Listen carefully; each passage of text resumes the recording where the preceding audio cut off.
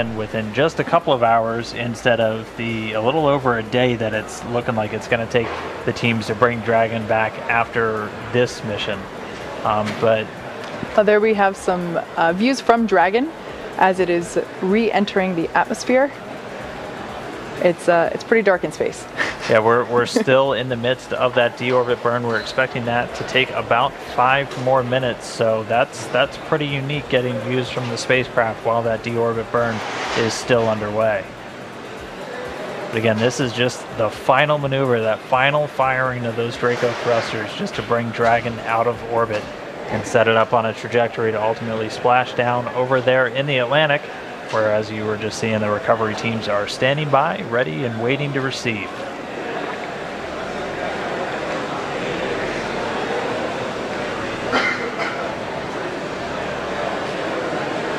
And again, this deorbit burn planned to last about 15 minutes and 20 seconds. And this is just to ultimately carry Dragon out of its circular orbit. So right now it's been in a circular orbit just beneath the space station's orbit. We call it a co-elliptic orbit for the last several hours. And this deorbit burn is going to radically change that planned orbit, basically setting it up to intersect back down with the Earth, back down there in the water where the recovery teams are waiting.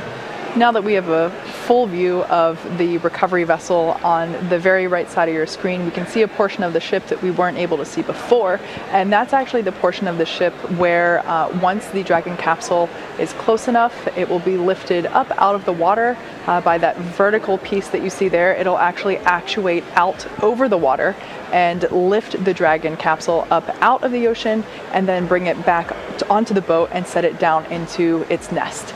So pretty cool. This is new technology that we've installed on this ship specifically for our Crew Dragon missions. So it's like we said before, this is a demonstration mission, and while our recovery team has been practicing for recovery operations, this is obviously the first time that they will be practicing with a vehicle that's coming from space. So we're all very excited to be bringing you live coverage as all of this unfolds over the next hour or so. And to give you a timeline of that recovery period, it's expected to take a little under an hour or so for the teams to actually have the capsule back up on the boat, which in a situation where there's crew on board, that's about that hour to get the crew out of the water and onto the boat so they can do all of their initial medical checks and everything else that we typically do after crew members are returning from these long duration missions.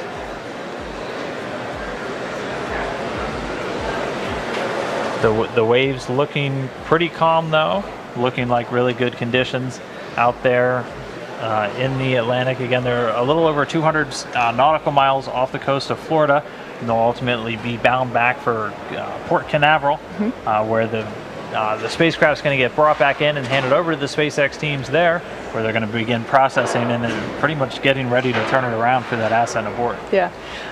We've been monitoring the recovery weather conditions over the last several days, and now that Recovery Day has come upon us, we can see that we have beautiful skies and in my unprofessional nautical knowledge, relatively calm seas by my eyes. But it's really difficult to be able to predict what the weather is going to be like at sea very far in advance. So we're all very happy to be able to have clear imagery of the recovery team as we make progress here. I feel like we've lucked out with Florida weather so far on this mission. All right, and we're here, and there's about 1 minute left in this deorbit burn, so just about done with that. And again, this is just that final maneuver to begin bringing Dragon out of space and down to the ocean. We're still getting a couple of views from on board the Dragon spacecraft. That's what you're looking at right now.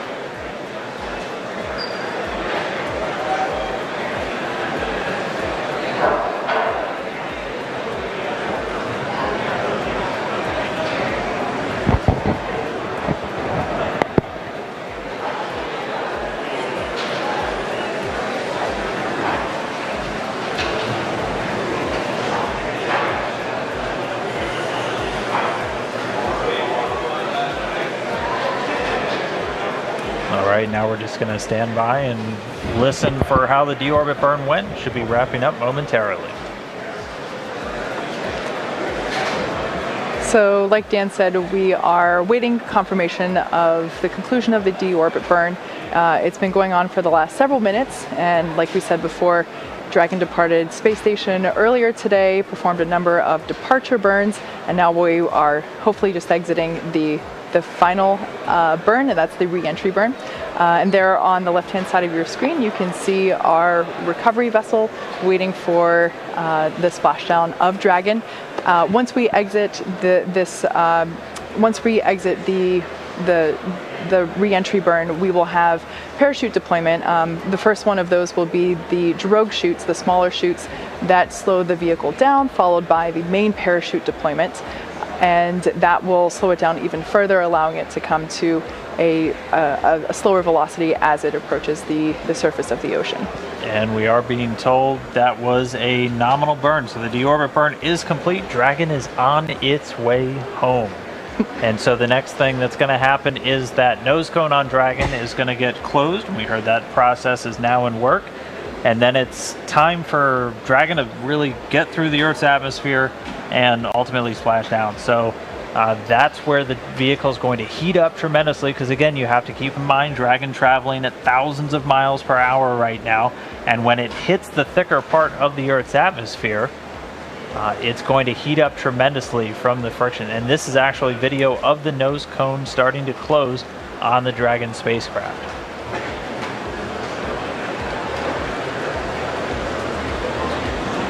And again, that nose cone just closes to protect that top portion of the vehicle from all of the re-entry events, not only the re-entry through the Earth's atmosphere, but also once it's down in the water. And that protects the guidance and navigation and control sensors on top of Dragon, and also that docking ring that it uses to attach to the space station. So again, what you're seeing right now is the nose cone closing on the Dragon spacecraft as we await for it to re-enter the Earth's atmosphere.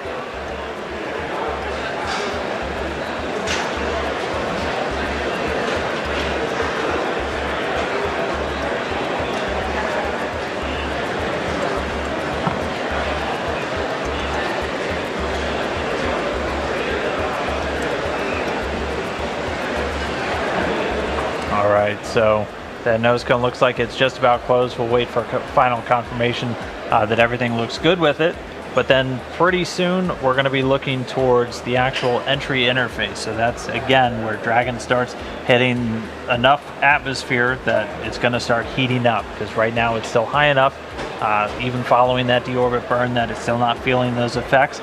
But the atmosphere is going to get thicker as it starts to descend, and that's going to heat the vehicle up. That's why you always have this heat shield on the bottom of these spacecrafts, and that's why a lot of them are in this conical shape. As a lot of engineers I've talked to, they like to say physics haven't changed since the 1960s. When we made the spacecraft back then, it was for that it was that shape for a reason, and so that's why it's so common to see this capsule design. Just because of how you re-enter the Earth's atmosphere, it makes a lot of sense. So we just heard confirmation that the nose cone hooks have begun the process of securing the nose cone into place prior to that re-entry burn. That's right, and so there's actually an anticipated time where you lose signal with the spacecraft, and that's just because as you're re-entering the Earth's atmosphere and you go through that intense heat, plasma actually builds up on the outside of the spacecraft, and you can't send or receive signals from there. So it's very common when there's people on board, you'll lose the voice communication between them and the ground, and you'll lose all the telemetry or the data streams that you have coming from the spacecraft to rooms like the Mission Control Center just behind us here in Hawthorne.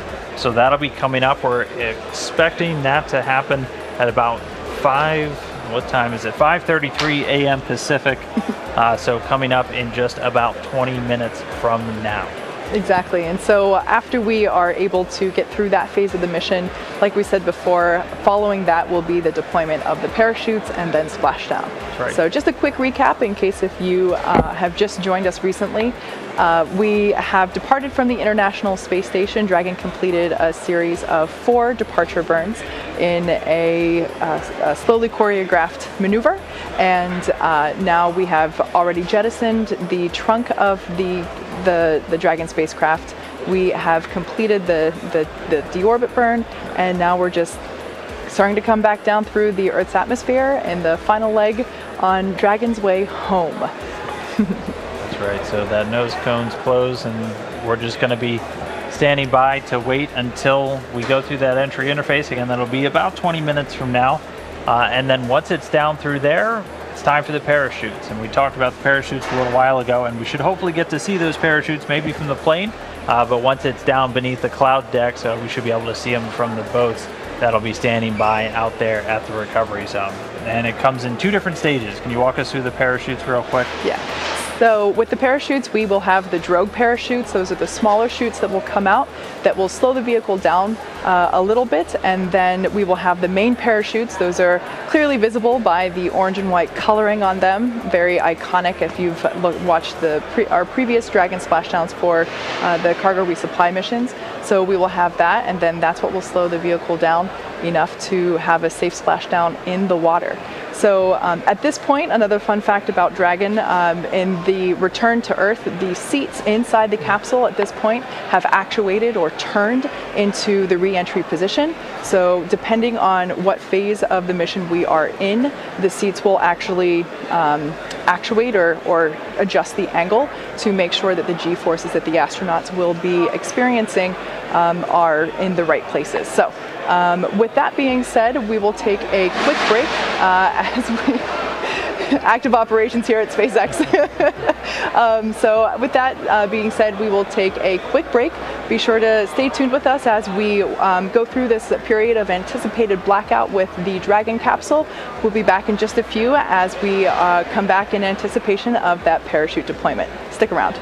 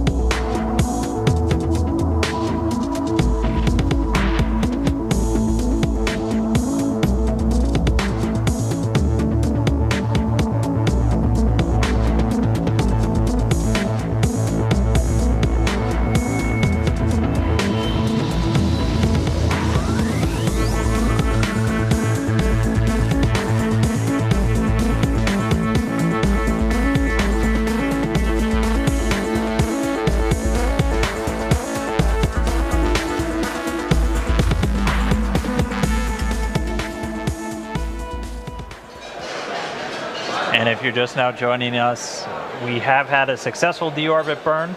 So that was the last major milestone. Oh, we've also confirmed that the nose cone is closed, the hooks all engaged. And so now we're just waiting for Dragon to begin making its way through the Earth's atmosphere. That deorbit burn lasted a little over 15 minutes and was reported that it was done successfully, no issues, and Dragon is now on its way home. You're continuing to get some pretty great views from the boats out there in the splashdown zone. We're also going to be on the lookout for some video, possibly from an aircraft that we have in the area. One of NASA's WB-57 research planes is going to be trying to get some views of Dragon and the chute deploy and actually coming down under the parachutes. There are some clouds in the area, so the boats might not see it right away, but once it's underneath those cloud decks, they'll have some pretty great views of it coming down. So there on your screen, again, you can see our primary recovery vessel. That is, well, there it went. But that is our recovery ship that is fully equipped with medical quarters for checkouts. Once we do have crew on board Dragon for our upcoming missions, they will be able to come out of the capsule and get a full medical checkout immediately afterward. There's also a helipad there where a helicopter can land in the event that we might need to get them back to port sooner than what the boat may be able to go. And there on your screen you can actually see, I mentioned earlier, the lift that will bring Dragon out of the water has actuated it into its recovery position. So that you can see on the right hand side of your screen at the end of the boat, and that is what will actually take Dragon out of the water, lift it up, and then place it into its nest, which it's the official term for it on the ship, and then that would be considered the end, at least whenever we get to that point, that will be the end of our webcast today. But at this point, we're still waiting for the parachutes to deploy and then for the entire recovery operation, which, like I mentioned before, the recovery team has practiced this, but obviously not with a vessel that has come down from the International Space Station yet. So a lot of firsts that we'll be seeing today, and we're really excited to be able to share that with you. Yeah, and if you missed the very beginning, the fun historical tidbit we had for today was it's been almost 50 years to the day since we've landed a spacecraft designed for humans in the Atlantic Ocean. That last one was Apollo 9, and that was back on March 13th, 1969. It was actually supposed to land in the Pacific, but ended up shooting for the Atlantic, and that was the last time they landed one in that area. So it's going to be exciting to see this water recovery. All of our crew members for the last couple of years, well, basically since we stopped flying the Space Shuttle, have come down for land landings over in Kazakhstan on the Russian Soyuz spacecraft. But in the not too distant future, we'll have crew members Doug Hurley and Bob Benkin, still waking up. They'll be on the Dragon for the Demo 2 mission a little bit later this year. So everything looking really good so far. We're going to continue to stand by and wait for that entry interface. We are just about 20 minutes away from when we're expecting to actually see Dragon under those parachutes. So not much longer, good things to come. There's a lot of anticipation. There's a crowd growing behind me here at SpaceX headquarters. Our mission control center is just down there, and you can probably hear the voices in the room around us, and the crowd is definitely starting to grow in anticipation of Dragon's reappearance. So with that being said, we will take a quick break as we await for Dragon to re-enter and for those parachute deployments. Stick around, we'll be back in just a few.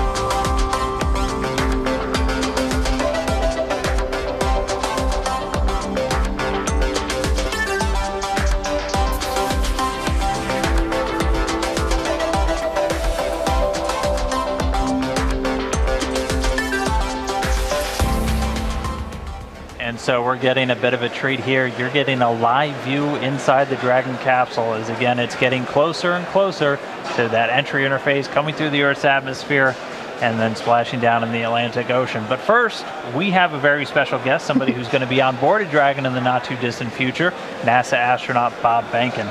Bob, thanks for being here. Thanks for taking a couple of minutes. I know you're following along with the teams. There's a lot of excitement. How are you feeling about the mission so far? Well, I think I said this before when we were out here for the ascent phase and docking. Just super excited. You know, of course, this one is the precursor for our mission that's upcoming here, and so when this one's done successfully, we'll be one step closer to our flight. That's awesome. Yeah. So what is in store for you between now and that flight? What kind of preparations do you have left to do? Yeah, that's a great question. We have a significant amount of training that we need to go through, so we'll walk through all the various phases of flight. So we'll do pre-launch, we'll get suited, we'll do that here in Hawthorne in the Buck. We'll do a walkthrough at the Kennedy Space Center, actually on the launch pad. Learn a little bit more about the emergency escape system if we should need that prior to launching into space, and so we'll walk through all those different scenarios. Then we'll head back out here again for a couple of other events associated with docking and, of course, with the re-entry. Awesome. And so we're getting views inside the Dragon spacecraft, and I mean, a camera's okay, but it can't do the real thing justice. What's it like to be like in a spacecraft when you're coming back through and everything's heating up? Yeah, there's a couple of pieces of coming back through the atmosphere. The first one is really emotional for those of us who've seen a lot of spacecraft come back. It's just it's very special to kind of go through that experience, and it's a physical thing as well, as you actually see the light from the atmosphere as it heats up the external portions of the spacecraft. You see some orange lights flickering, the plasma kind of go past the windows. The windows will be down in near our feet on this vehicle. That'll be our closest view out the window per se, but it's definitely something that we'll be able to see and know the outside of the vehicle is going through something pretty severe, and we'll be hoping it takes care of us as it takes us through entry. That's incredible. I can't even imagine what that experience might be like. It's remarkable. Again, there's the physical piece of it. You can, sensations that come in with the light, but there's also the emotion of knowing that you're taking all that energy that you put into the vehicle to get it into orbit. It's all got to come back out so that you can get back to the ground safely. So it's been a while since you've been to space. Is there anything you're really looking forward to when you get to the space station? Anything like what's your bucket list once you get back up there? For me, when I get back to the International Space Station, I really am looking forward to seeing it completely complete. I was pretty close with my flight. We put the cupola on the underside of the space station. One of the things close to the construction complete on the International Space Station. So I'm looking forward to getting back in there and actually experiencing sunrises and sunsets again. They're just remarkable from on orbit. Not quite the same as they are from the ground, and can't get that anyplace else. Last question for you. I'm sure you've been following along on social media. You've seen the photos of our zero-G indicator. Now he's not coming back until you bring him back for us, so you'll have a little bit of time to play with him while you're on station. Is there anything that you would like to teach little Earthy while you're up on station with him? Yeah, that's a good question. I didn't actually realize that little Earthy was going to stay on board the space station until Lee Rosen, one of your folks here at SpaceX, come and let us know when we sat down to watch undocking, and he said, "Hey, we're going to need Earthy back. You got to bring him back." And so I think our plan is to have him teach us. He's going to welcome us aboard probably when we get there. And I think Ann and David and Oleg have trained him up well. So hopefully he can walk us through the emergency brief, and he's a full-fledged station crew member by the time that we get there.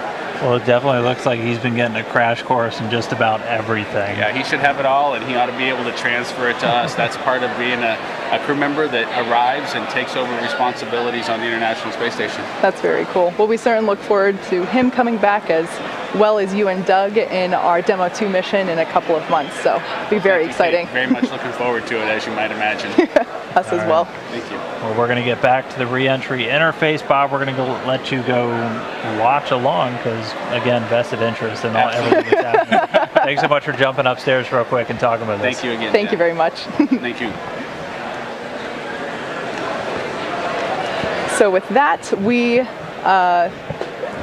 are awaiting the deployment, or excuse me, the final phase of the re-entry of Dragon spacecraft as it's coming back through the Earth's atmosphere. I'm still kind of reeling from his comments about what it's like to actually come barreling through the Earth's atmosphere, something that you see depicted in movies and TV shows, of course, but to hear it live from the source is pretty cool. And that's exactly what Dragon and Ripley are doing right now. So we brought you a live view of that just a couple of minutes ago. That was pretty cool that we were able to get that shot. Like we said, plasma will be building up on the exterior of the vehicle as it's re-entering the atmosphere. So there's a blackout period that we were expecting, and that's where we're at right now. So, but we can't bring you a view of Ripley on her journey back to the Atlantic Ocean. You can see a view of our recovery ship there. Like I said before, we can now see that the lift arms have actuated out into the recovery position, and they're like that in anticipation of Dragon being pulled in to position closer to the end of the ship and being lifted up into the recovery nest. And you got to imagine the teams out there on the ocean are ready for this to come home. And again, since they're about 200, give or take, nautical miles out to sea, they actually left yesterday, so they've been out on the water for some time. So they're ready and waiting. Again, the prime team is on that Ghost Searcher, and that's a bunch of SpaceX technicians who are going to be responsible for going out on some fast boats that will deploy from that prime ship. And they'll begin just basically getting the capsule stable and then bringing it in closer to ultimately get hoisted up on the ship. Also going off to make sure that they get those parachutes as those get jettisoned from the capsule at pretty much just at the moment of touchdown. So we're just going to be ready to watch all of that unfold pretty soon. We should be seeing those parachutes in about 10 or 11 minutes from now, right after Dragon begins that final plunge through the Earth's atmosphere. So we're getting a lot closer. Things are really going to pick up once we get those first views of Dragon over the Atlantic there. Absolutely. So like Dan just said, we've got about 10 minutes until we see the first deployment, which are the deployments of the drogue parachutes. So with that being said, we're going to take a quick break, and we'll be back in a few as we get closer to parachute deployment.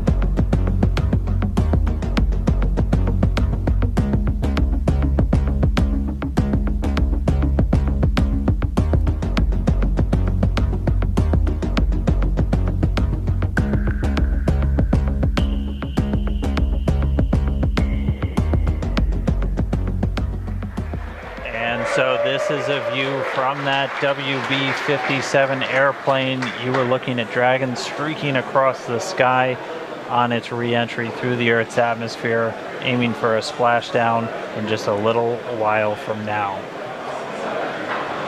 So it's pretty exciting that we get this shot right now, as it is our first view from planet Earth of the Dragon capsule since it lifted off from Cape Canaveral just several days ago. I will say this is a pretty rare treat to be able to see this here. And again, this video is coming from a NASA airplane that we're flying around that recovery zone there, a WB-57. It's commonly used for a lot of atmospheric studies and other science missions, but able to put a tracking camera on it to try and get this re-entry through the Earth's atmosphere today. We're hearing that they should have AOSO acquisition of signal back with the Dragon spacecraft. Right now it's about 46 kilometers in altitude. Yeah, so just for orientation purposes, if you've seen our launches previously, you might be familiar with the angling of this as takeoff. Reminder, this is re-entry. The plane is below the Dragon spacecraft and the camera is looking upward as it's coming over the spacecraft. So it looks like from the orientation of the imagery there that Dragon is going up when in fact it is still coming back down towards Earth.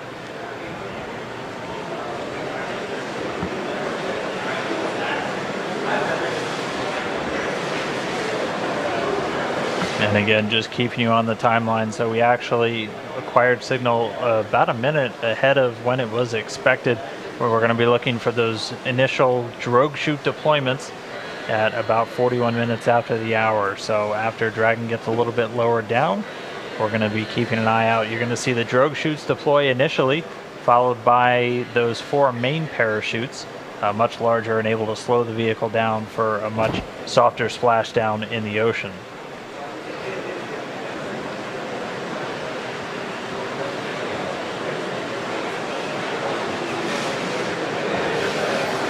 We should be getting that drogue chute deployment in just about 2 minutes now. And just heard that we're now below 30 kilometers.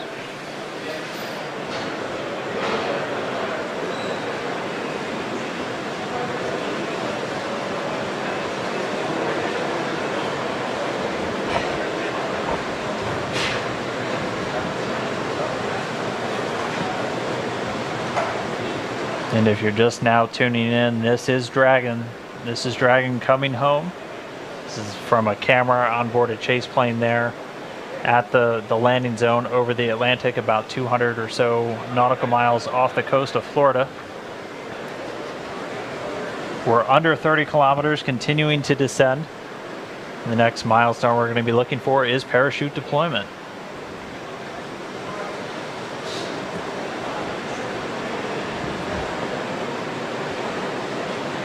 And hearing we're now about 20 kilometers in altitude.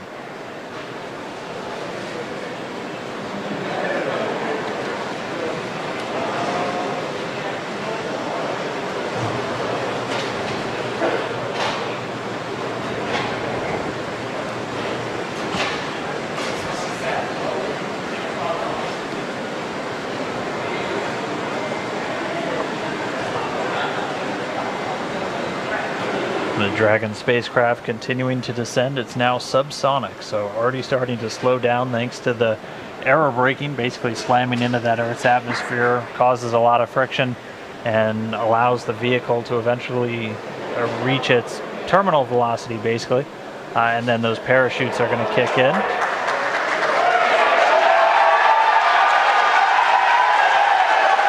So there you have visual confirmation of the deployment of our drogue parachutes. This is the first of 2 parachute deployments.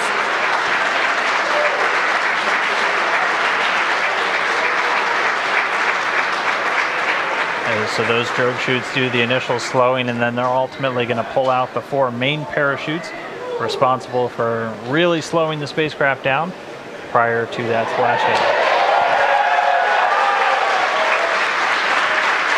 You can hear cheering here at SpaceX headquarters as the employees that have gathered around our Mission Control Center are sharing the same view as you. What a gorgeous shot of Dragon coming back down.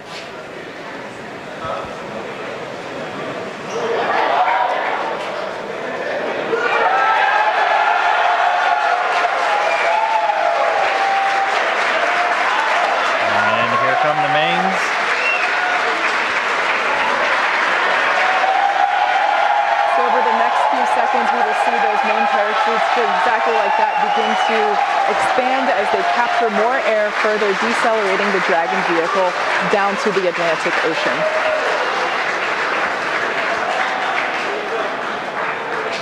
Really can't ask for a more picture-perfect shot than that.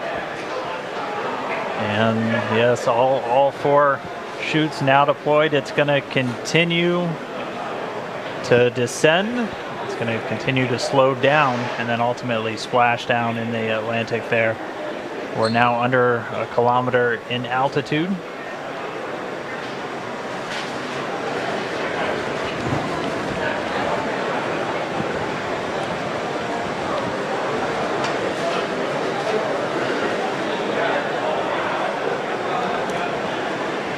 Just about 750 meters to go.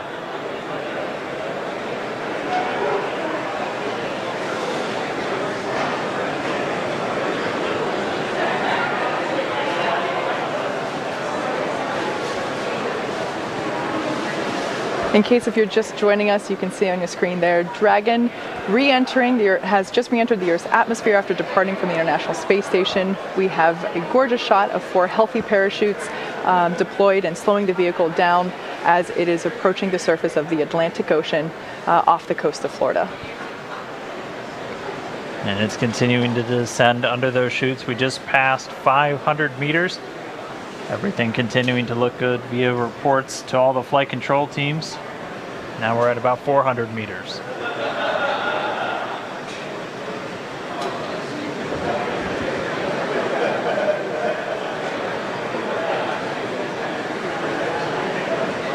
And just passing 300 meters, continuing to descend. We might be right on time. We were planning on splashing down at about 5:45 a.m. Pacific, and we're getting real close to that bingo time. Just past 200 meters.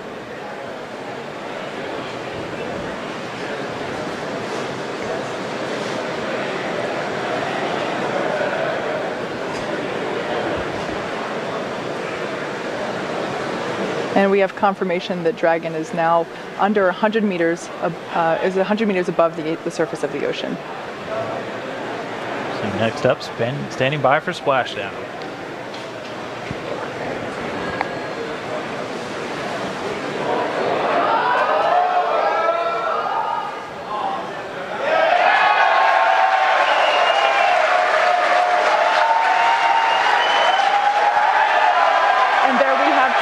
Of splashdown.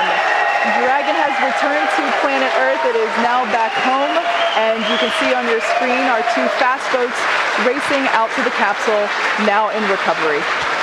That splashdown came right on time, 5:45 a.m. Pacific, 8:45 a.m. over on the East Coast. The teams that have been ready and waiting, they were staged just a few nautical miles away. They're going to start moving in now. You can see those 2 fast approach boats already speeding their way towards the capsule.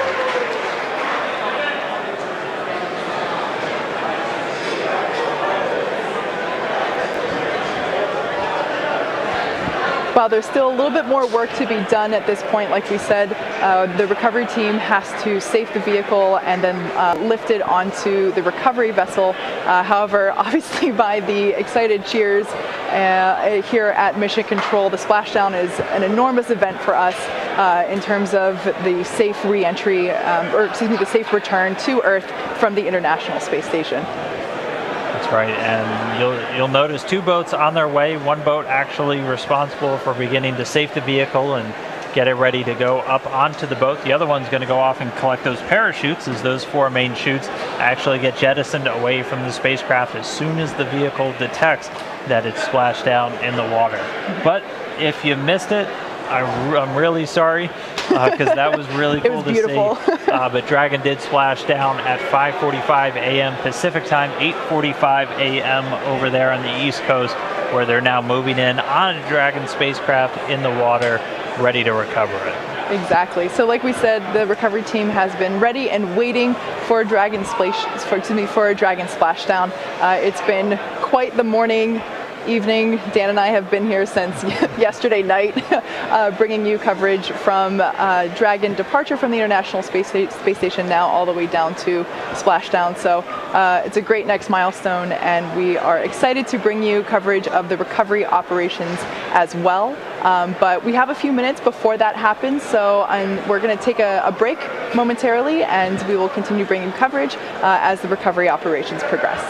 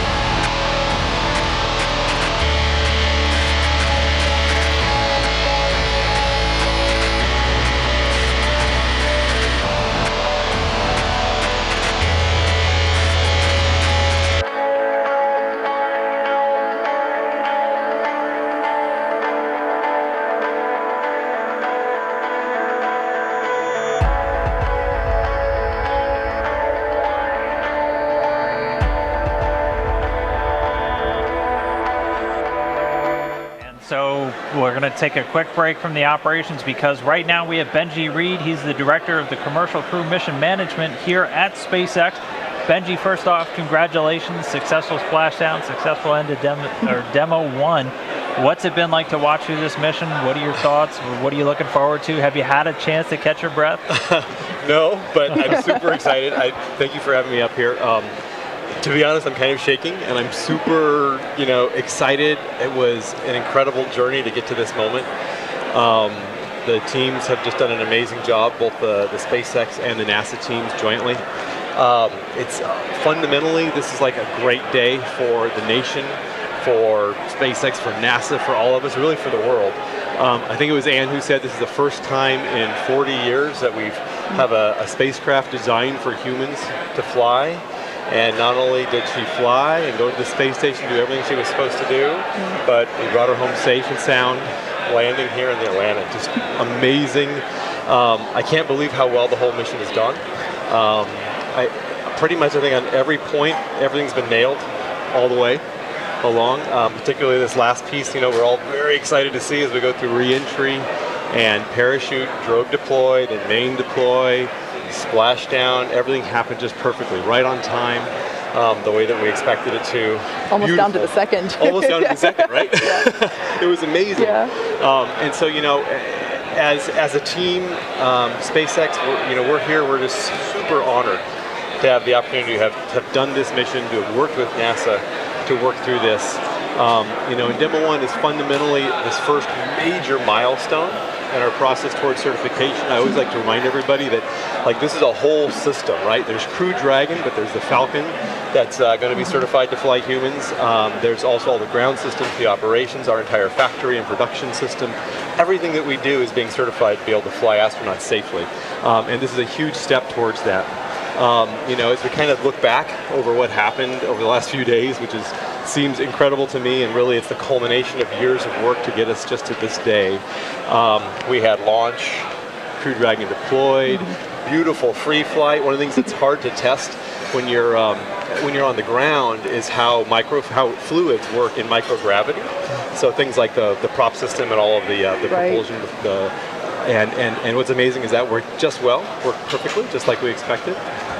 We got to station, we docked, and it's the first time I think in history that a commercial vehicle and also an American vehicle has docked autonomously to the International Space Station. So that's just super cool. Loaded with all kinds of sensors, all kinds of tests that we did. We met Ripley. Yeah. We got to see, she's loaded with sensors so we can understand exactly all the forces that'll happen on the crew as they come, as they're launched and then sent to station and come home. We got to meet the little Earth guy. I heard he's going to stay on station. Yep. And so that'll be for Bob and Doug to retrieve, so that's going to be exciting.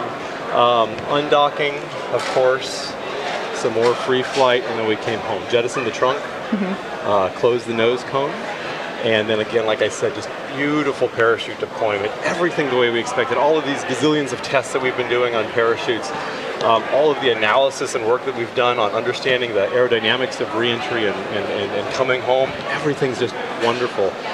The important thing now is we take all of this data that we've learned. We love data. And we love data, right? I mean, fundamentally, we're engineers and engineering-driven behavior, right? It's what we got to do. So we take all that great data, and we're going to apply that to the next steps. So what's coming up next? I think, because believe it or not, as excited and still shaking as I am about this return, there's a lot more to do, right? Because our ultimate goal is to be able to continue to staff space station, right, and provide astronauts rides up to space, give them a safe place to be, a safe place to come home in, and do crew rotations every 6 months. So how do we get there? So we finished Demo 1, huge milestone. Next up, we take that data, we apply it, we learn from it, and we're going to go to our in-flight abort test, similar to that pad abort test that we did a few years ago, except this time we put the Dragon. It'll actually be the same Dragon that we flew on Demo 1. We're going to take that and put it on top of a Falcon 9, launch it, get it going super fast, get it to test conditions, and then escape it off of the rocket, and again do the same thing, bring it home safely on its parachutes, land it in the ocean. And then from there, after we get that done, we go to Demo 2. And that's kind of like, wow, that's the big prize, right? Because that's going to be sending Bob and Doug our astronauts and our partners and our friends, sending them up on Dragon, taking them to the station safely, bringing them home safely.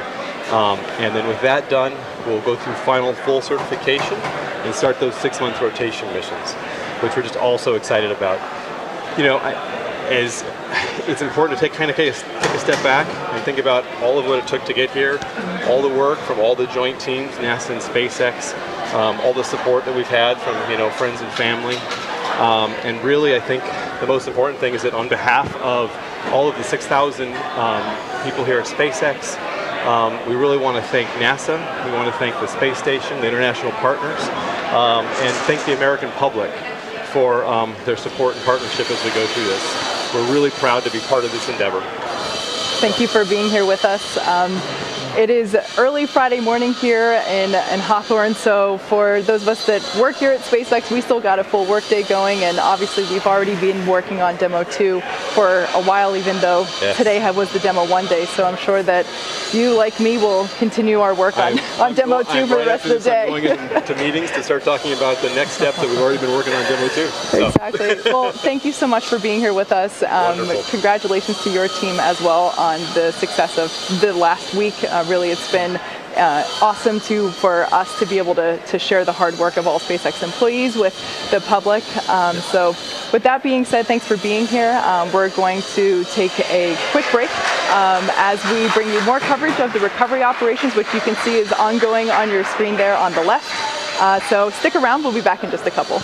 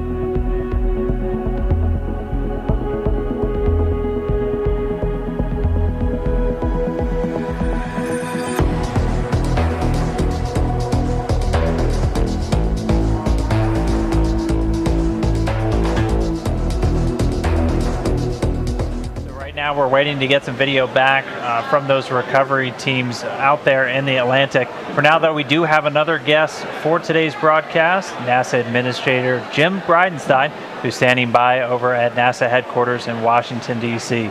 So I'll send it over to you, Mr. Bridenstine. Thoughts about today's mission, what this means for NASA, and what we have to look forward to in the future. Absolutely. This is an amazing achievement in American history. In fact, I said on a press conference at 4 in the morning after it launched that this was the dawn of a new era in American human spaceflight, and really in the spaceflight for the entire world because of all of our international partners on the International Space Station. But this achievement spans many administrations, it spans many NASA administrators. I want to start by thanking Mike Griffin, who was the NASA administrator that really got this program going during the George W. Bush administration. And of course, Charlie Bolden was the administrator for 8 years under President Barack Obama. He kept this program strong. And then of course, Robert Lightfoot was immediately preceded me. And here we are today with this amazing achievement, and the current president, President Trump, his budgets for NASA have been as strong as they have been in my adult lifetime. So this really is an American achievement that spans many generations of NASA administrators, and in fact, over a decade of work by the NASA team. So I want to congratulate, first of all, the NASA Commercial Crew Program, all of the amazing engineers that have been involved from the very beginning. I want to thank, of course, the amazing achievement of SpaceX and their entire team, and the vision of Elon Musk and what he has done to help really rejuvenate this very inspirational moment for this new era in American human spaceflight. So this is really an amazing achievement for all of America, but it's not just for all of America right now. It goes back in time. There are so many people that deserve credit, and really what's unique now is that NASA can be a customer. And I know there's a long way to go. We launched an uncrewed spacecraft here. Of course, we have Demo 2, which will be a crewed spacecraft. And between now and then, we have a pad abort that we need to test as well. And so these are all capabilities that are leading to a day where we are launching American astronauts on American rockets from American soil. I have heard, when I was a member of Congress, I heard over and over again, how do we keep constancy of purpose? Because it seems like we lurch from one administration to the next and changing visions and changing budgets. How do we keep constancy? Well, this is a perfect example of a program. When we talk about these things that NASA does, it takes in many cases decades to achieve this kind of capability. And the constancy of purpose here for all of these years is important. But now NASA can be a customer. We can be one customer of many customers for human spaceflight in what we believe will be a very robust commercial marketplace for space operations. And we're going to have numerous providers that are going to compete on cost and innovation. And of course, that's how we're able to do what we've seen now, where rockets are being reused. The idea that we can reuse rockets and drive down cost and increase access to space, just an amazing capability for our country, an amazing capability for the world. Just like we reuse airplanes, there's going to come a day when we're reusing rockets and spaceflight is going to become more routine. We're not there yet. We have a long way to go.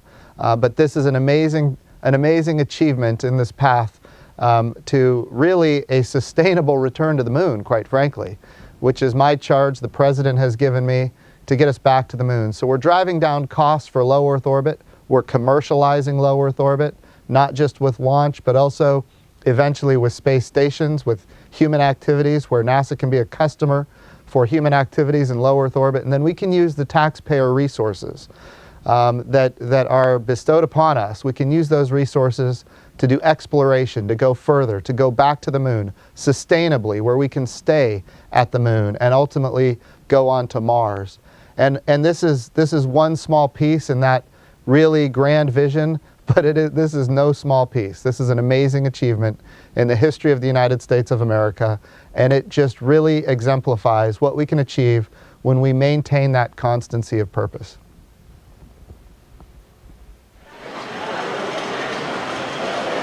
All right. And thank you, Administrator Jim Bridenstine, again, joining us just there from NASA headquarters over in Washington, D.C.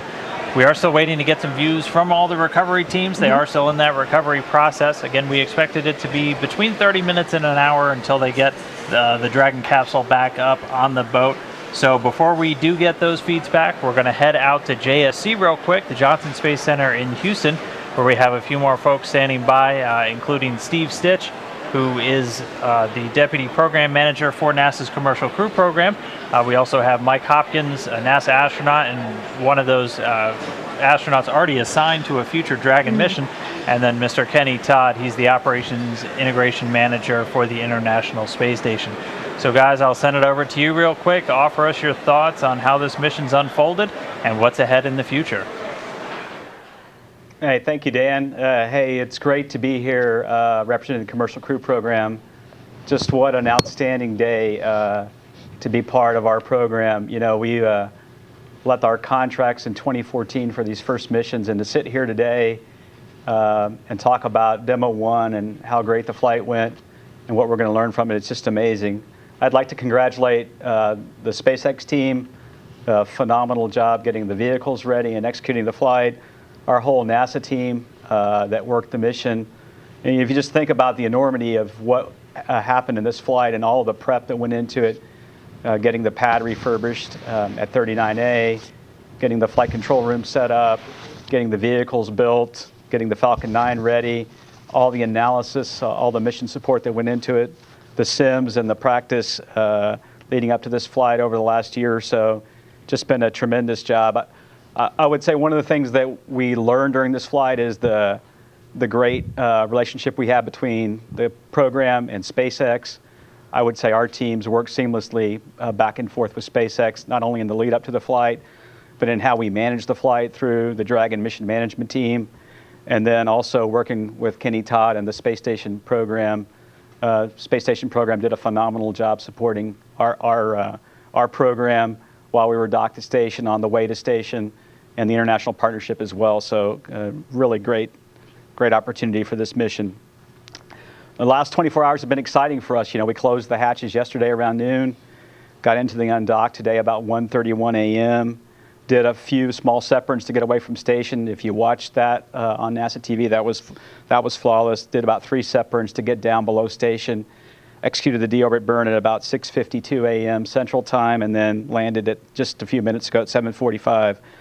The vehicle's doing well. The recovery crews are out. They're on the scene.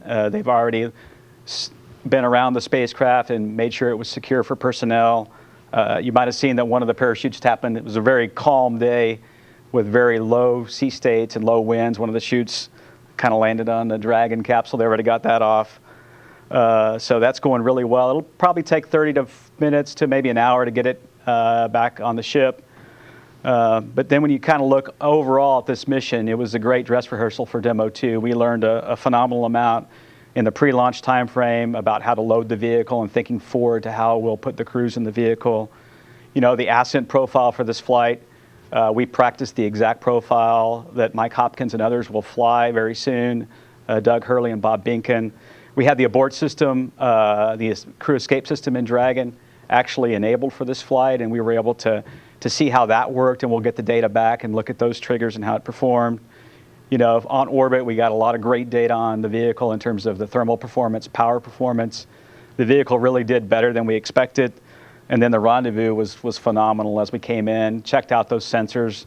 The link to Space Station worked, the command link, watching the vehicle come in, and then have a real precise docking and seeing how the docking system performed. So that was phenomenal. And then during the attached phase, of course, we had cargo ops, which will do the same thing on both Demo 2 and then the Crew 1 and other missions. And then we did a robotic survey of the vehicle to look at the thermal protection system and other systems, and that went really well. I will say one thing, this mission, you know, it was only 6 days long. It was a sprint from start to finish. And thinking about, you know, where we've been in operations in that sprint, I think Kenny would probably tell you the same thing. It was just a phenomenal job by the team. And then, of course, today, the undocking, watching how those systems performed, that went flawless. It's a very tight sequence between undocking and the deorbit burn, how the nose cone performed, how the deorbit burn was executed, and the entry was phenomenal. We did have Riley on board, a test dummy, and that's going to give us a lot of important data for the accelerations during both the ascent phase and then the entry phase under the parachutes and then landing. So we'll collect that data and look at that. Over the next few weeks, we'll be doing post-flight reviews. In fact, just next week, we'll have one for the launch vehicle and the ground segment at KSC. We'll start reviewing that. And then subsequently, we'll do reviews with SpaceX on the orbit phase of the mission. This flight really sets us up well for the rest of the year. The very vehicle that's in the water in the Atlantic today will be the in-flight abort vehicle. And so one of the first things that will happen is the vehicle will come back to KSC and go over into the processing area and start getting refurbed for the in-flight abort test, which should be in the summer timeframe, in the June timeframe. And then Demo 2 vehicles at Hawthorne getting built for the first crewed mission. That's in progress and going well. That work has continued all through the flight. So that'll be a busy year for us for SpaceX with in-flight abort in the June timeframe, and then Demo 2 later in the year with the first crewed mission. I don't think we saw really anything in the mission so far, and we've got to do the data reviews that would preclude us having the crewed mission later this year. And then after that, it's a busy time in our program also. If you look in the April timeframe, we're getting ready for the orbit flight test for Boeing, and that will happen very soon. And so our program will transition after this mission and the data reviews into preparing not only for in-flight abort and Demo 2, but also the orbit flight test, the uncrewed flight test for Boeing. And that'll be coming up in the April timeframe. Spacecraft 3, which is the Boeing vehicle, is coming together at the Commercial Crew Processing Facility down in Florida, and they're in the middle of a bunch of very critical testing right now at an El Segundo to verify that the spacecraft can work successfully in space. And then later on this year, we'll have the crewed flight test for Boeing as well. So if you just look at all the activities in Commercial Crew, it's a super busy time. In addition to this flight, in the last few weeks, we did parachute tests for SpaceX and Boeing. And so if you look at all the activities to get ready for flying our crews, it's just a very exciting time. So again, congratulations to our SpaceX team and all the NASA people across the country that worked so hard for many, many years on this flight. It really sets us up for the rest of the year, and it's a super exciting time to be in Commercial Crew. Now I'll turn it over to Hopper. All right, thanks, Steve. So on behalf of the astronaut office and the crew, I'd like to also extend our congratulations to the SpaceX team, to the Commercial Crew team, to really all of NASA, and to everyone that was involved in this major milestone on returning human launch and landing capabilities back to U.S. soil. I think that's very exciting. But as you can see on the video of the vehicle, work is still ongoing. The recovery procedures process is still ongoing, and I'm personally very anxious to hear how I think it's Ripley is feeling after they pull her out of the capsule and get her back onto the recovery vehicle. In terms of some major takeaways from a crew perspective, I think one of the things that we're very excited about from this DM1 mission is, for the first time, we've gotten to see an end-to-end test. And so now we've brought together the people, the hardware, and all the processes and procedures, and gotten to see how they all work together. And that's very important on this as we move towards putting people on board the vehicle. And as Steve also said, of course, we're very interested in seeing the data. I suspect there's going to be some lessons learned, some improvements, some changes that we're going to have to make from this. That's all part of the testing process. In terms of what's ahead for the crew, so for all of the crew, including the DM2 crew, Bob and Doug, and Crew 1, myself and Victor Glover, and then the backup crew, Kjell Lindgren, we're all going to be following very closely the in-flight abort test, as well as the procedures, the training to get ready for that DM2 mission. We also have a lot of verification testing, final verification testing that we'll all be involved in, as well as test subjects for that. Specifically for Bob and Doug as DM2, of course, they're going to start focusing even more on that training for the DM2 mission. After this mission, they've got a lot less runway in front of them, so it's going to start moving, I think, think, a lot quicker. For the Crew 1 crew, the team, Victor and I, and even for Chell as the backup, we've got a lot of training, not only for Dragon, but also for ISS. Our mission is to not only get up there and return safely, but is actually to do some work for the ISS program while we're there. And so that means we've got to do all of the training for being able to do the spacewalks and being able to operate the robotic arm and maintain the station and do that critical science that's been going on for, gosh, over 18 years now. Pretty amazing. So that's what's ahead for us. I guess finally I'd like to just kind of emphasize that this mission, this amazing week that we've had, is really just one small step in this very methodical build-up approach that we've been going through, that the program has laid out, that the company has laid out in order for us to put people on board these vehicles and get them up and back to the station. And so, again, congratulations to the entire team, and over to Kenny. Thanks, Hopper. And just about any conversation you're going to have today with anybody around here is going to start with a congratulations. And so I'll certainly offer mine to Steve Stitch, Kathy Leaders, the Commercial Crew Program. Just a phenomenal effort.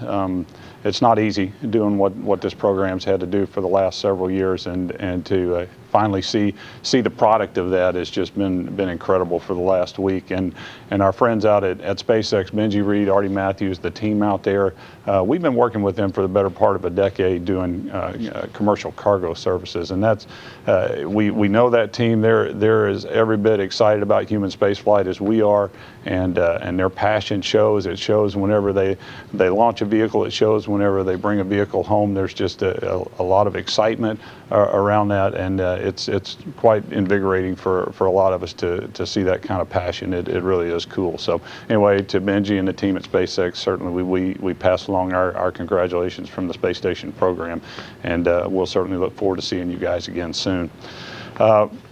As far as the milestones, the things we got to do while the Crew Dragon was on board, one of the things from a station program that we were really looking to do was to check out the interface that we installed here a couple of years ago on the front end of PMA-2 to ensure that our latches worked properly, interfacing with the Dragon, that we were able to flow power through the interface. All of that worked just perfectly. And so for us, we feel like we're in a good position going forward to support the Commercial Crew Program, and that we don't have anything else, at least on the front end of the PMA-2, that we need to worry about going forward. We are later this year going to install another docking adapter up on the Node 2 Zenith port, which will give us two ports to dock the commercial crew vehicles, and so we're excited to get on with that activity later on this year. So as far as the team, I talked to our team earlier this week, and I said probably in about a week from now we'll forget that we had a Crew Dragon on board, just because of what lies in front of us, and that is we have a new crew coming up later this coming week on Thursday. We'll see the launch of 58 Soyuz from Baikonur. And so we're excited about that. The team has already started to deploy there. The crew's there and ready to go, and so we're excited to get the crew back up to a size of 6 again. Again, just gives us more flexibility, the opportunity to do more science and work on the backlog that we have on board. So we're excited about that. And one of the first things we're going to be tackling as soon as we get back up to a crew of 6 is a set of EVAs. We can call it a triple EVA because, like it sounds, it's a set of 3 EVAs. We're going to do 3 of them in about 16 days. And so right after hatch open, we're going to be hard at work trying to put the final plans in place for those EVAs. And then shortly after that, we've got a couple of cargo vehicles coming up. In fact, another SpaceX vehicle, and also a Northrop Grumman Cygnus is coming on board as well during the month of April. So there's a lot going on. Again, we're very excited about what's happened this week, and next week we'll go tackle some of the stuff that's coming forward. But at least today and for this weekend, we want to celebrate this accomplishment with the Commercial Crew Program and the folks from SpaceX, and bask in the glow of that along with them and enjoy it. It was quite a few days here, Dan. So with that, we'll hand it back to you. All right, thank you, Kenny, Mike, and Steve over there in Houston. Thanks for those words. And now we're going to get back to the action. We're getting some views back of that recovery of the Dragon spacecraft. The teams are in place, and now we're just waiting for it to make its way onto the recovery ship. Exactly. So now that Dragon has splashed down in the Atlantic Ocean, the recovery team is going to go through a number of steps as we recover the Dragon spacecraft and lift it onto the recovery ship. Now, in case if you're joining us, well, just real quick, you can see on your screen there a live shot of Dragon recovery, the capsule bobbing in the sea there with the Dragon team working on those recovery operations. In case you are just joining us, the mission has gone very smoothly so far today. Dragon successfully splashed down in the Atlantic Ocean just several minutes ago. At 5:45 a.m. Pacific. 5:45 a.m. So, gosh, I can't believe how late in the morning it is already. Time flies. And about 240 nautical miles away from Cape Canaveral. Approximately 6 hours prior to splashdown, Dragon autonomously undocked from the International Space Station, completed a series of departure burns, jettisoned its trunk section, and performed its final burn, the deorbit burn, and placed itself on a trajectory toward the Atlantic Ocean. And this is actually a replay of that final descent from just a little bit earlier this morning. At this point, Dragon was under the 2 drogue chutes, and those were responsible for all of that initial slowing down. And they also were responsible for pulling out the main parachutes, which you can see in the replay here. And those 4 main parachutes deployed successfully. We heard from Benji and also the teams during the action that they went exactly as planned, everything kind of happening exactly on the timeline too. But that all came after Dragon successfully re-entered the Earth's atmosphere, and those parachutes were deployed. And now though, we're on to the final part of Dragon's journey, as it's pretty soon going to get lifted out of the water and placed onto the recovery boat. So again, this is a replay of the re-entry and splashdown that we witnessed live several minutes ago. Gorgeous shot of those lovely full parachutes as they are slowing the Dragon capsule down to the Atlantic Ocean. Yeah, it's already been 45 minutes since that happened. Wow. It feels like it was like just about 5 minutes ago. But yeah, that splashdown was 5:45 a.m. Pacific, 8:45 a.m. So a little bit later in the morning over there on the East Coast when Dragon splashed down again. Yeah, about 200 or so nautical miles out from Port Canaveral. If you've been following along with our mission this week, you already know that we don't have actual humans on board, just Ripley, our anthropomorphic test device. She has lots of sensors placed around the body, I guess you would say. Inside the suit, there's a microphone inside as well. Yeah. So this will give us lots of really cool data about the G-forces and what the test device experienced during launch and docking and re-entry. However, as with all steps so far in our Demo 1 mission, our teams will be covering the full steps in the recovery process as if it were an actual crewed mission in order to prepare for our first time with NASA astronauts on board. You saw earlier that the recovery fast boats went very quickly to the splashdown point. Go Searcher, the main recovery vessel, followed along quickly, which you can see in your screen right now. Wow, it's a picture perfect day, so it's pretty great. So we're going to be watching as the recovery vessel gets closer to the Dragon capsule, and we'll be able to see it get lifted out of the ocean. That's a beautiful shot there. So our recovery crew has been already performed the safety checks that they do after splashdown. The vehicle itself safed itself as well as soon as it detected that it was in the water, and the team made sure it was safe to approach the Dragon spacecraft. And then upon that immediate detection of landing, Dragon automatically released all of those main parachutes, and that just prevents the wind from catching them and potentially pulling or dragging the spacecraft across the water. And those parachutes also get recovered. Another one of the fast approach boats was tasked with that immediately after splashdown. Following that successful parachute cutaway, Dragon automatically saves any of the pyrotechnics still present on the vehicle, and it can also automatically perform a couple of additional minor system configurations. The astronauts, if they were on board, would remain seated, so Ripley obviously hasn't gotten up right now on the boat, but she has not unbuckled her seatbelt yet. She has not unbuckled her seatbelt yet. The astronauts, if they were on board, would remain seated, and they stay in their suits at this point. But the Dragon spacecraft has air conditioning on board, and that helps keep the temperatures in check inside the spacecraft.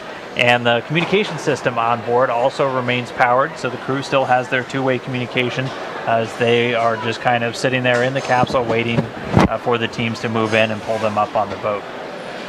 If I were an astronaut inside the capsule right now, I would imagine this point to be kind of like when you're going through a car wash. You know, you're safe, you can talk, you're comfortable in your enclosed environment, but you can't open the door just yet. There's a lot of water. Yeah.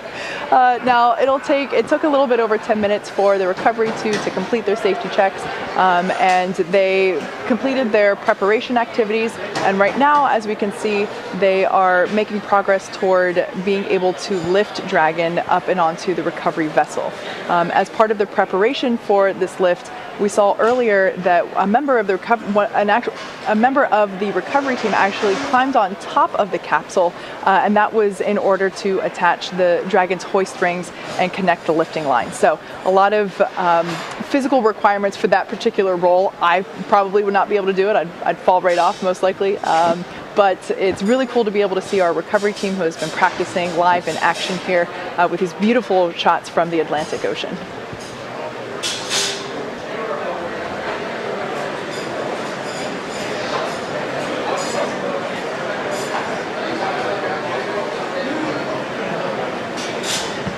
And so for now, we're just going to continue getting these great views from the boats out there. This view is actually from one of the other vessels that traveled out to the recovery zone. This is from the Go Navigator and the combined NASA teams with a number of managers, flight docs, and other personnel that will be involved in kind of the game day operations when we have crew on board the spacecraft.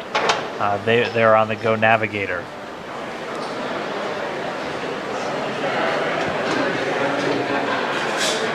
Like we've mentioned before, the ship that you see there is fully equipped for medical checkouts. If we did have astronauts on board Dragon today, as soon as they egress from the side hatch, they would be taken into the medical quarters and given a medical examination just to make sure that everything is good and everyone's in good health. There's a helicopter pad on top of it. Additionally, due to unpredictable sea conditions, whenever we splash down, it might take the crew a couple days to get out and back from the splashdown point, and so the ship is also capable of housing the recovery crew for a couple of weeks, realistically, if absolutely necessary. Obviously, a long time to be on a ship, in my opinion, but it's fully equipped, and I've been on that ship myself, and it's just incredible to me as someone that keeps my eyes towards the sky and not necessarily, water, ocean sickness. It's just incredible to me that we're able to have a vessel like this in our fleet, really. When you think of the full encapsulation of what a mission requires, it's not just going up, it's coming back down and back onto land safely as well. And this vessel is a great example of how we're able to do that.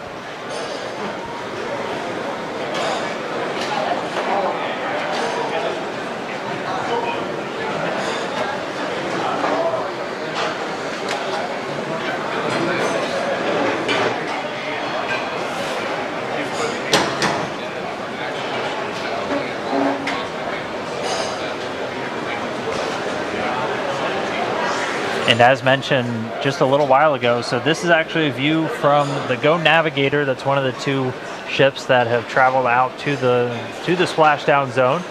One of the NASA personnel on board that ship is Shane Kimbrough, and he's actually the lead for all of the various NASA recovery teams and pretty much responsible for overseeing all the crew's needs and all their recovery, all their quarantine before launch. He likes to say I think he told us they kind of belong to him once they're in quarantine and getting ready. So he's actually joining us now via a satellite phone from that ship. Shane, thanks for calling in real quick. How's everything looking out there with Dragon recovery? Hey Dan, great to talk to you from the Go Navigator. Everything's going really well. It was just beautiful seeing it come in on the drogues and then the main parachutes and then obviously the splashdown. You guys are probably seeing video now. The Go Searcher is getting pretty close to getting the capsule and getting it on deck. And so, Shane, what was the trip out there like? I know we're kind of at a landing zone a little bit further away than when we have crew actually on board, but how's everything look so far? Everything's been great. The crew's taken great care of us. It was about a 30-hour journey to get out here to the splashdown zone, but we woke up this morning knowing we were only a couple hours away from all the action happening, so that was really cool, and now it's great to be involved in the recovery of Demo 1. That's awesome to hear. It was one thing for us to be able to watch it from Mission Control. What was it like watching Dragon splash down with your own eyes, Shane? Absolutely incredible. I mean, there was a lot of excitement building on the boat, the 30 minutes or so prior to entry, and then once one person saw the drogues open, everybody's yelling and pointing and all excited. So it was really, really neat. And from our perspective, it looked absolutely perfect. So I'm not sure what the data will show otherwise, but it looked really amazing. We have a beautiful day out here, very calm seas, and couldn't ask for better weather. And so, Shane, obviously you didn't come down in this capsule today, but you have come down in a capsule, but on land. What's this experience being out on the ocean been like? How does that really compare from when you touched down over in Kazakhstan? Yeah, good question. As we're sitting here talking, it's been, 45, 50 minutes in splashdown, and I'm thinking, there's a crew in there, and that's a long time to be waiting to get picked up, so we'll tighten up that timeline a bit, just knowing the crew's probably not going to feel very well at this point. And the sooner we can get you home and get them on deck and then eventually back on land will help their recovery process. All right, so we're continuing to get these views. What's kind of ahead for you and the rest of the teams? I know you said it's going to be about a 30-minute or a 30-hour boat ride back into harbor. Yeah, that'll be probably about the same going back. I think we'll be out here another hour or so, maybe 2 hours, just getting everything situated, and the SpaceX team on Go Searcher, once they give us the go, then we'll start heading back to port. And we're supposed to arrive late Saturday night back into Port Canaveral. All right, well, Shane, we'll let you get back to watching all the operations. I know you got a job to do other than talking to us, but I do really appreciate you calling in from all the way out there in Atlantic. It was a great splashdown, and we'll see you when you're back in Houston. Sounds great. Thank you, guys, and enjoy the rest of the scenes out here as you're getting them from the Go Navigator. Take care. All right. And that was NASA astronaut Shane Kimbrough. He's out with the NASA teams who are on a boat watching as the Go Searcher gets a little bit closer. Looks like pretty soon they're going to start reeling that Dragon in, and we're going to get to see it go up onto the Dragon nest.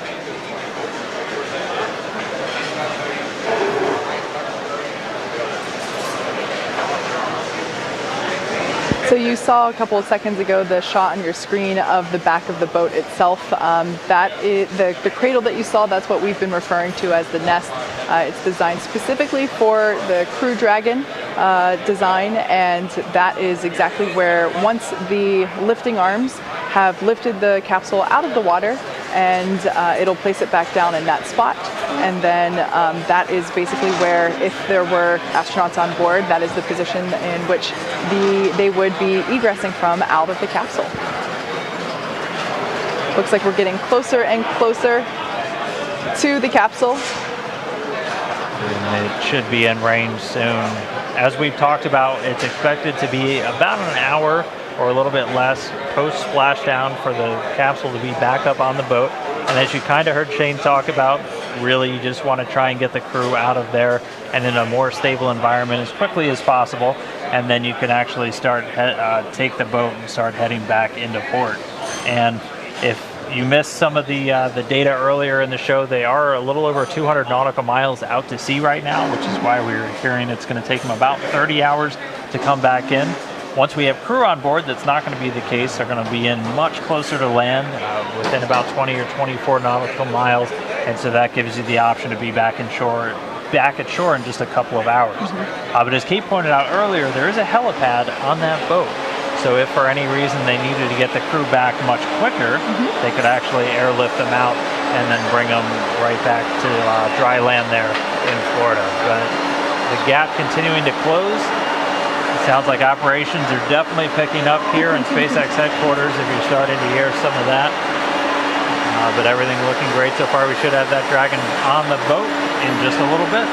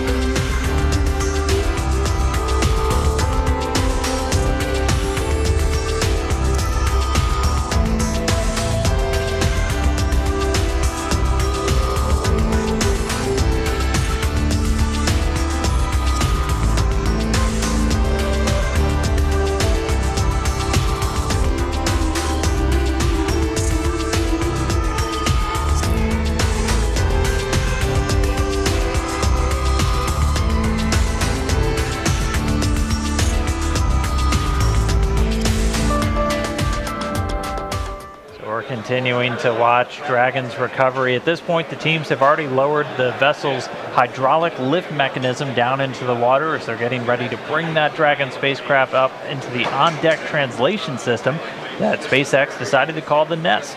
And Dragon's going to remain in that nest during its journey back to the coast, where it's going to arrive at Port Canaveral, Florida. Again, we're expecting that to take about 30 hours or so. For this mission, it'll take them that long to make their way back because they're a little over 200 nautical miles out to sea. But for crewed missions, as we've said, the landing zone's only going to be a couple hours ride away from port. And that's just so SpaceX can quickly get those returning astronauts back to dry land, where things are a little bit stable. And after you've been in microgravity for about 6 months, your feet will probably appreciate that. The capsule pretty soon, though, is going to get lifted and set into that nest, and then they're going to center and orient the vehicle. And then Dragon will eventually get translated into the hangar aboard the ship so that the teams can open up the hatch. And for missions with astronauts aboard, we're almost at the point where the recovery teams would be assisting the crew to get out of Dragon. So we're almost there. That would happen shortly after they get back onto the ship. In aerospace terms, we call that the crew's egress from the spacecraft. And under the typical circumstances, the SpaceX recovery team is going to be helping out the crew of Dragon within 1 hour of landing. Yeah, so you can see on your screen there, Dragon is getting closer and closer to the back end of the recovery ship. Just a minute or two ago, we saw the crew member that was responsible for attaching all the appropriate rigging to the vessel jump off the capsule and back into the water. Right now we're just waiting for Dragon to lift up and out of the water and into the nest. And there it goes. So there facing us is what we call the side hatch, and that is where, as Dan just mentioned, the astronauts would, if we had astronauts on board today, where they would be exiting. The top hatch is what we use to connect to the ISS, and that is currently hidden underneath the nose cone. But like we said, astronauts will be coming out of the side hatch. And we got a beautiful shot there. Now the hydraulic lift is coming back towards us, and it is preparing to lower the Dragon capsule into its nest.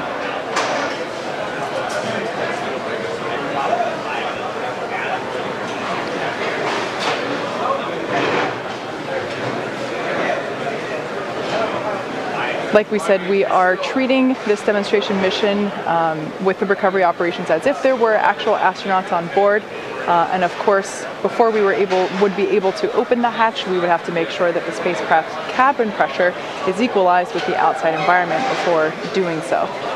So once Dragon is seated, and you can hear some cheers behind me as the remaining folks that we have here on the SpaceX team outside of Mission Control are cheering with the placement of Dragon into the nest there, as you can see.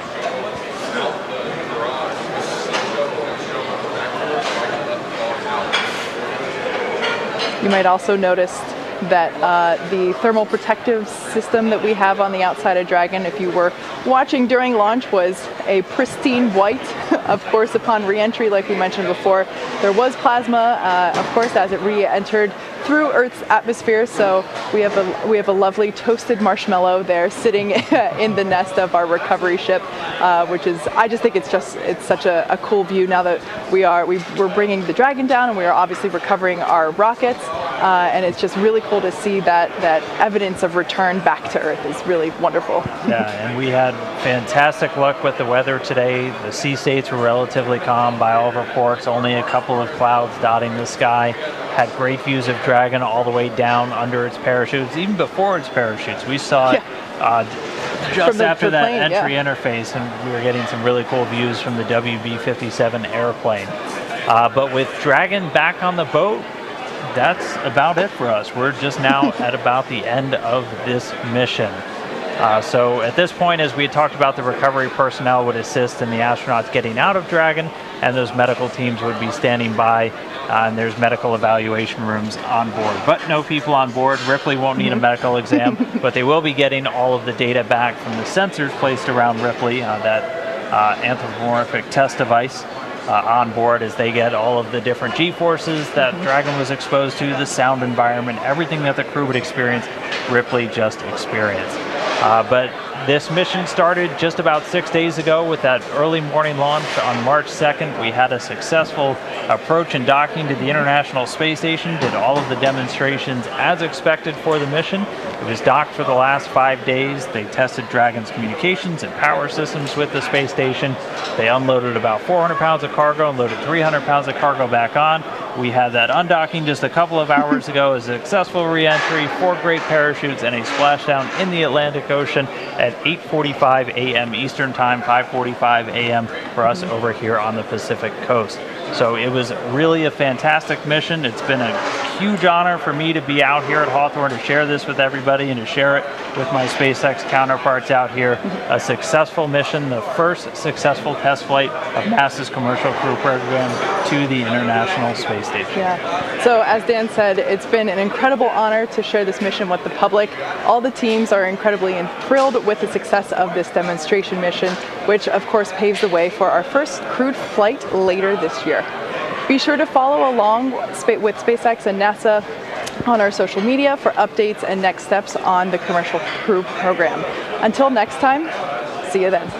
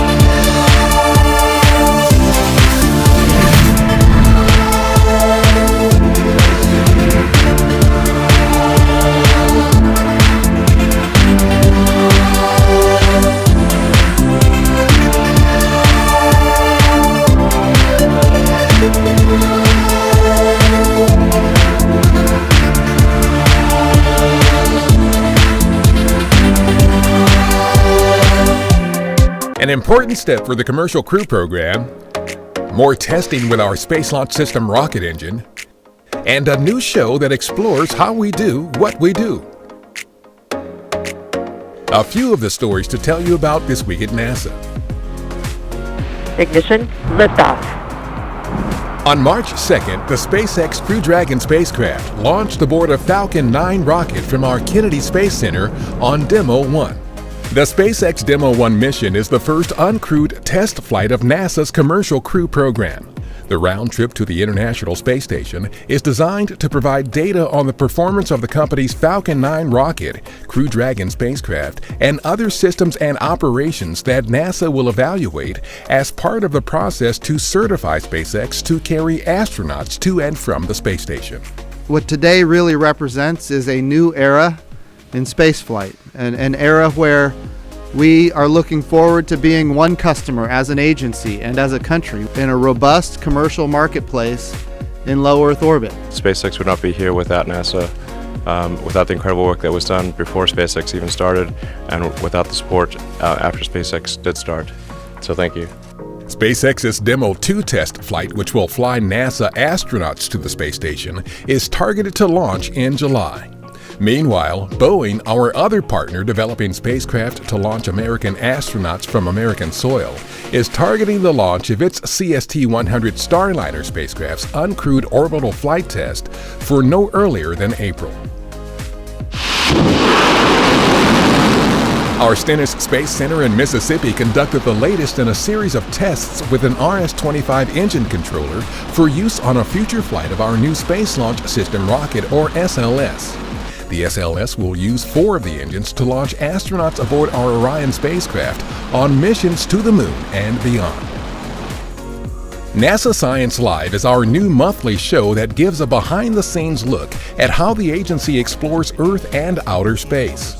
To the Moon and Beyond, the first episode, looks at how science conducted on the Moon in the past informs current missions studying the Moon, as well as plans for future lunar exploration missions. You can see the show on NASA television, on the agency's website, and on social media. For more info, go to nasa.gov/NASA Science Live. A new experimental type of deep space communications technology is scheduled to be demonstrated on the International Space Station this spring. The demonstration involves X-ray communications, or XCOM. In principle, XCOM can send more data using less energy than the radio wave technology currently used to communicate between spacecraft and Earth. The experiment could lead to data rates in the gigabits per second range for deep space missions. A new experiment planned for launch to the space station in August 2022 will for the first time gather global observations of an important driver of space weather in our upper atmosphere. The experiment will help us understand and ultimately forecast space weather, which can adversely affect technology, astronauts in space, radio communications, and even overwhelm power grids. That's what's up this week at NASA. For more on these and other stories, follow us on the web at nasa.gov/twan.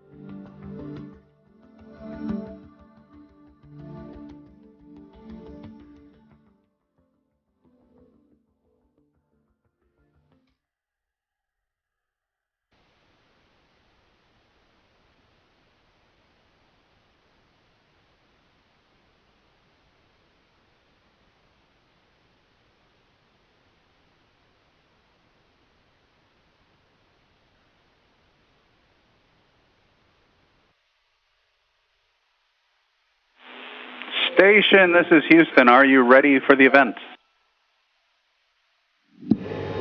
We are ready for the event, Houston.